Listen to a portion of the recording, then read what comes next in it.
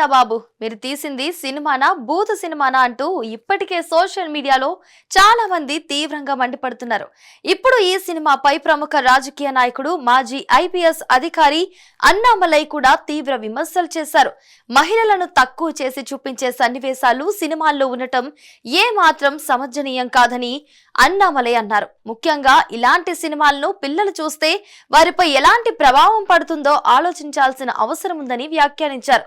Cinema ఎంత పెద్ద హీరోతో తెరకెక్కినా సరే ప్రేక్షకులకు ఏ సన్నివేశాలు చూపించాలి, ఏ సన్నివేశాలు చూపించకూడదు అనేది సెన్సార్ బోర్డు కఠినంగా పరిశీలించాలని అన్నామలై సూచించారు. ప్రస్తుత సెన్సార్ నిబంధనలను మరింత కఠినతరం చేయాలని ఆయన డిమాండ్ చేశారు.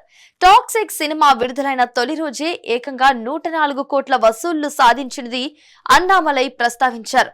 ఇలాంటి సినిమాలకు ప్రేక్షకుల నుంచి వస్తున్న ఆదరణ పైన ఆయన ప్రశ్నలు లేవనెత్తారు. మహిళలను గౌరవించని విధంగా చూపించే సినిమాలు సమాజంపై ప్రతికూల ప్రభావం చూపే అవకాశం ఉందని అన్నారు.